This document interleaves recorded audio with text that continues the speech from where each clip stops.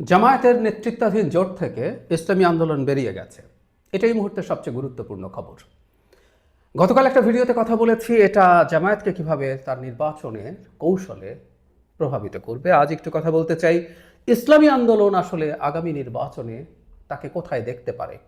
নানান রকম প্রশ্ন আছে। কেউ কেউ এটাও বলার চেষ্টা করছেন যে বিএনপির কি তাকে কিছু ছাড় দিয়ে তার জোটে ঢুকিয়ে নেওয়া উচিত হবে কিনা, বা 2001 সালের একটা স্মৃতিও কেউ কেউ ফিরিয়ে আনার চেষ্টা করছেন, সেটা নিয়ে কথা বলতে চাই। এবং 2001 সালে তারা যা করেছিলেন সেটা করা এবার তাদের পক্ষে সম্ভব হবে কিনা। এখন পর্যন্ত তথ্য হচ্ছে তারা গতকালের আগের দিন যখন ঘোষণা করেছেন এই জোটে নেই, তখন তারা এককভাবে নির্বাচন করবেন বলে জানিয়েছেন এবং তারা কতগুলো সিটে ক্যান্ডিডেট দেবেন, ইনফ্যাক্ট যেগুলো দেওয়া আছে সেটা তারা জানিয়েছেন। প্রথম বিএনপির কথা বলি। বিএনপির কি উচিত হবে ইসলামী আন্দোলনকে সাথে নেওয়া? জোটের রাজনীতি বলে যখন কোনো একটা জোটের উপর বিক্ষুব্ধ হয়ে একটা রাজনৈতিক দল বেরিয়ে আসে তাকে তার সাথে নেওয়াটা টেকনিক্যালি খারাপ না। এখন প্রশ্ন হচ্ছে বিএনপি একটা মধ্যপন্থী দল, ইসলামী আন্দোলন একেবারে ইসলামী শরিয়া কায়েম চাই এই ধরনের দল, এবং জামাতের কাছ থেকে বেরিয়ে আসার ক্ষেত্রে তারা এই আওয়াজটাই প্রমিনেন্টলি সামনে এনেছে। তাহলে একটা মধ্যপন্থী দলের কি একটা ইসলামী দলকে সাথে নেওয়া সম্ভব, এই ধরনের ইসলামী দল? উত্তর হচ্ছে খুব অসম্ভব তা না। ইনফ্যাক্ট বিএনপির সাথে জোটে একটা গুরুত্বপূর্ণ ইসলামী দল আছে, জমিয়তে উলামায়ে ইসলাম, আরও দুটো আছে সম্ভবত, কিন্তু তারা নিবন্ধনপ্রাপ্ত নয়। তো ফলে বিএনপি নেয়নি তা না, ইসলামী আন্দোলনকে নেওয়া যাবে না ব্যাপারটা এইরকম না, কিন্তু এখানে আমার মনে হয় নেওয়াটা কোনোভাবেই উচিত হবে না। বিএনপির আসলে প্রয়োজন নেই। বিএনপির সাথে ইসলামী যে দলগুলো আছে এতে বিএনপির পলিটিক্যাল পারপাস সার্ভড হবে। বিএনপি দীর্ঘদিন থেকে এই দেশে মুসলিম ভোটারদের এবং মুসলিম মেন্টালিটি, মুসলিম যে আইডিওলজি, মানে ইসলাম কায়েম করব না, মুসলমান হিসাবে কিছু মূল্যবোধ সমাজে থাকে, এগুলো আপহোল্ড করবে, এই ধরনের একটা পলিটিক্স দীর্ঘদিন থেকে করেছে। সুতরাং তার এই ভোট ব্যাংক আছে। সেই কারণে কোনো ইসলামী দল না থাকলে জামায়াতে ইসলামীরা এই প্রচারণা প্রোপাগ্যান্ডা চালাতে পারতো যে বিএনপি এগুলো থেকে সব ছড়ে টেরে কমিউনিস্ট হয়ে যাচ্ছে ইত্যাদি ইত্যাদি। সেটা আর হবে না এই দলগুলোকে রাখার কারণে। সুতরাং পলিটিক্যাল কৌশল হিসাবে আমি বলছি ইসলামী আন্দোলনকে নিলে বিএনপির আসলে নতুন কোনো গেইন করার কিছুই নেই, বরং ক্ষতি আছে খানিকটা। কারণ সাম্প্রতিক সময়ে ইসলামী আন্দোলন যেভাবে অত্যন্ত উচ্চস্বরে শরিয়া কায়েমের কথা বলেছে, এটা নিয়ে তাদেরকে বিএনপি যদি তার সাথে নেয় তাহলে বাংলাদেশে অন্তত শরিয়া কায়েম হোক, এটা যারা চায় না দেশের ভেতরে এবং দেশের বাইরের মানুষও থাকবে, তারা এটাকে বিএনপিকে ট্যাগ করার চেষ্টা করবে। সুতরাং বিএনপির লস হবে, কোনো সন্দেহ নেই।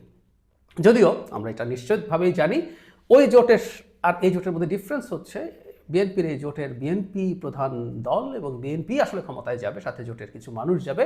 সুতরাং আর কে কি বললো সেটা আসলে ম্যাটার করে না। এই কথাটা আমি দীর্ঘদিন বলেছি। এনসিপি যখন বলছিল বিএনপিও তো জামায়াতকে নিয়েছিল, আমি বললাম হ্যাঁ, বিএনপি জামায়াতকে নিয়েছিল আর এনসিপি জামায়াতের সাথে গেছে। সুতরাং জামাত যদি জিতে যায় তার চিন্তাই এখানে আসলে ফাইনালি ইমপ্লিমেন্টেড হবে। ইসলামী আন্দোলন গেলেও সেটা হতো। সো বিএনপির আমার মনে হয় দরকার নেই, বরং ইসলামী আন্দোলন বাইরে আলাদাভাবে নির্বাচন করবে, এটা বিএনপির জন্য খুবই কমফোর্টেবল। কারণ তারা মূলত ভাগ বসাবে জামাতের ভোট বাক্সে। তারা যেটা বলছিলেন যে ইসলামী মূল্যবোধের সব ভোট একই বাক্সে যাবে, সেটা এখন আরেকটা বাক্স তৈরি হলো। সুতরাং বিএনপির জন্য ভালো। একই সাথে গতকাল ভিডিওতে বলেছি জামাতের এই শরিয়া থেকে সরে যাওয়া এবং এতে যে জামাতের ইসলাম বিচ্যুতি, যদিও সে ইসলামের নামে রাজনীতি করে, এই ন্যারেটিভ ক্রমাগত ইসলামী আন্দোলন মাঠে রাখবে, এটা স্বাভাবিকভাবেই রাখবে। সেই রাখার কারণে যেটা হবে জামাতের ভোটে ক্ষতি হতে পারে। আর ওই যে প্যান ইসলামিক এক ধরনের চেষ্টা তারা করছিল, সব ইসলামী দল একসাথে আছে, সেটা সিনার্জিজম হওয়ার কথা ছিল, এখন সেটা তো কমবেই এবং আরও অনেক বেশি কমে যেতে পারে, মানুষের ইলুশন ভেঙে যেতে পারে। সো বিএনপির কোনো রকমেই কোনোভাবেই উচিত হবে না ইসলামী আন্দোলনকে তার সাথে নেওয়া, মানে তার কিছু আসনেও ছাড় দেওয়া। 2001 সালের যে স্মৃতিটার কথা বলছি, এটা একটা ইন্টারেস্টিং ক্যালকুলেশন হতে পারতো পলিটিক্সের ক্ষেত্রে, ভোটের ক্ষেত্রে, ভোটের রাজনীতিতে, কিন্তু এটা হওয়া কঠিন। সেটা হচ্ছে 2001 সালে ইসলামী জাতীয় ঐক্য ফ্রন্ট নামে একটা ফ্রন্ট তৈরি হয়েছিল। এখানে 3টা দল ছিল, 2টো বড় দল, 3টা, মোট 5টা দল ছিল আসলে। জাতীয় পার্টি, এর সাথে যে জাতীয় পার্টি, ইসলামী শাসনতন্ত্র আন্দোলন, এটা বর্তমানে ইসলামী আন্দোলন বাংলাদেশ, মানে আমরা হাত পাখা যেটা বেরিয়ে গেছে, এটা আর 3টা ছোট দল ছিল। এরা 300 সংসদীয় আসনে 281টিতে প্রার্থী দিয়েছিল, 14টি আসনে জয়লাভ করেছে, 7.25% ভোট পেয়েছিল। এই জিনিসটাই আসলে বলতে চাই যে 2001 সালে যেহেতু তাদের একই সাথে জোট করার ইতিহাস আছে জাতীয় পার্টি এরশাদের সাথে, 2001 সালে, সালটা মনে রাখতে হবে।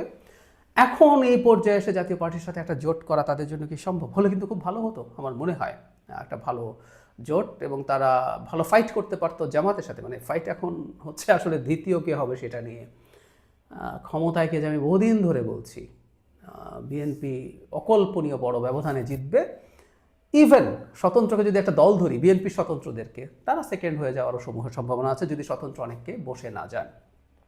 যাই হোক, এখন এই 2026-এর যে নির্বাচন, সেই নির্বাচনে আসলে জাতীয় পার্টির সাথে যাওয়ার ঝুঁকি নেওয়া ইসলামী আন্দোলনের জন্য কঠিন। কারণ হচ্ছে খুব বড় অংশের মানুষ এখনও জাতীয় পার্টির প্রতি যৌক্তিক কারণেই নেগেটিভ ধারণা রাখেন। তারা শেখ হাসিনার সাথে নির্বাচনে পার্টিসিপেট করে করে তারা তার সহযোগিতা পরিণত হয়েছেন। এই ধরনের ব্র্যান্ডিং আছে। ইসলামী আন্দোলনের বিরুদ্ধেও খানিকটা আছে।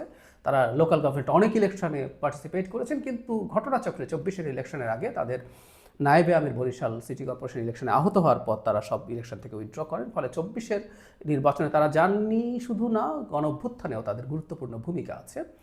ফলে ইসলামী আন্দোলনের জন্য আসলে এটা সোজা না জাতীয় পার্টির সাথে জোট করা, কিন্তু আমার মনে হয় তারা এই ধরনের একটা আলাপ আলোচনা করে দেখতে পারেন। আমাদের একটা কথা মনে রাখতে হবে, জাতীয় পার্টি নিষিদ্ধ দল নয়, জাতীয় পার্টির কর্মসূচি আওয়ামী লীগের মতো নিষিদ্ধ নয়। সুতরাং জাতীয় পার্টি নির্বাচনে থাকতে হবে, থাকবে, এবং যথেষ্ট নিরাপত্তা যদি জাতীয় পার্টিকে দেওয়া হয়, দিতে হবে আসলে। সরকার এবং নির্বাচন কমিশনের এই ব্যাপারে সতর্ক থাকতে হবে।